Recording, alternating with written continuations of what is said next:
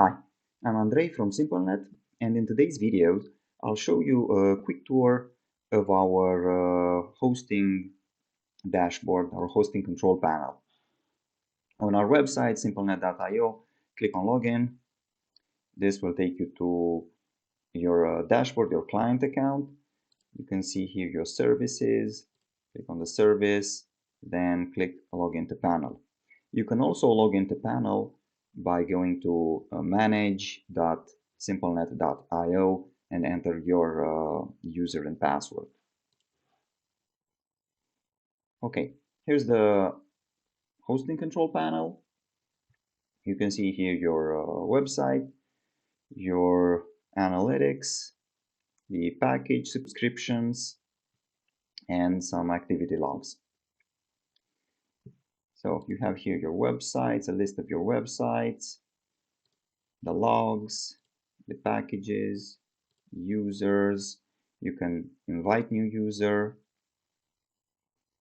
select a user role, name and email address, and click on invite. You have integrations. You can connect your Cloudflare account or your Slack account. Here on the websites, you can click on the website and you can see here at a glance some of the information about your website, the applications installed. We have WordPress. You can click on Manage to show our WordPress instance. You can change different settings here, like the update schedule. You can set up maintenance mode, install plugins, delete them, or enable auto updates.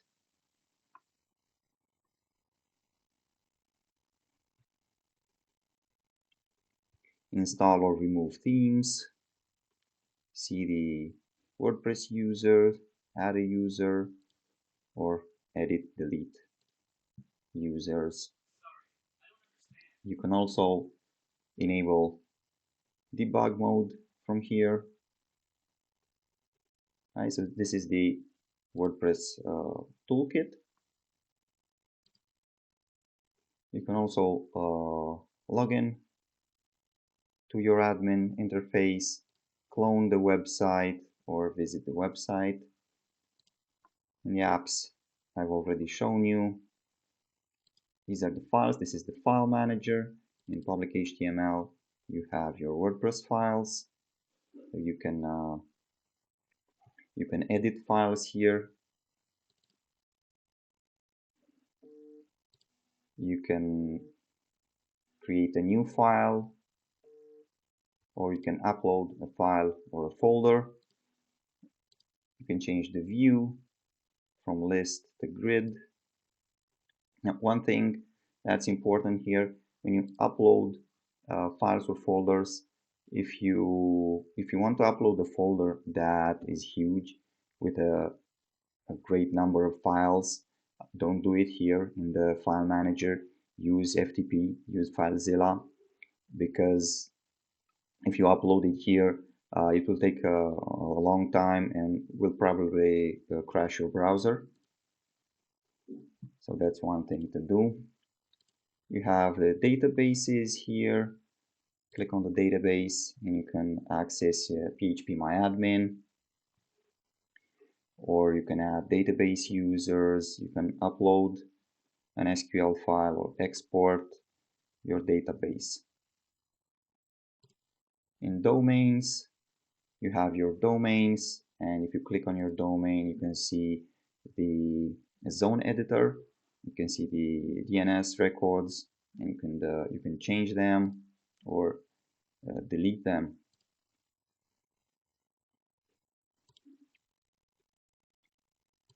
Next, you have analytics, which is very simple analytics with your visitors and bandwidth. Next, you have the backups section. You can create a new backup or restore the website. In security, you have the SSL certificates. You can install a custom SSL, This is a default Let's Encrypt free SSL. On redirects, you can add a permanent or temporary redirects. In advanced, you have the opcode caching, which is enabled by default. FTP section, where you can add FTP accounts, and developer tools, where you can change the PHP version, activate some PHP extensions, change PHP settings like maximum execution time, input time. You have your SSH key manager, and you can add an SSH key. The password authentication is disabled by default for security measures. You must always log in to SSH with an SSH key. Here you have the cron jobs.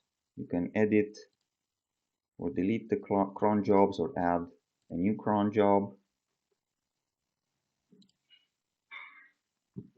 You can enable IronCube loader or Redis.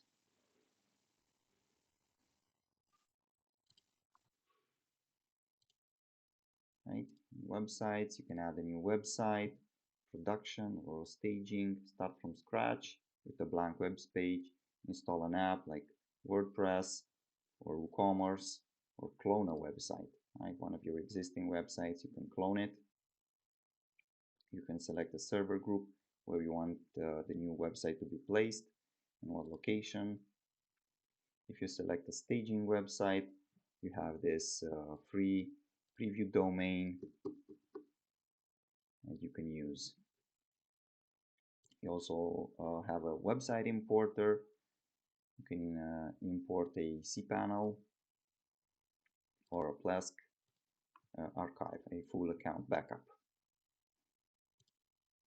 So this is it. That's your hosting control panel. You also have the user here, your account. You can change your email, your name, your language, your password. You can enable two-factor authentication. So this is it.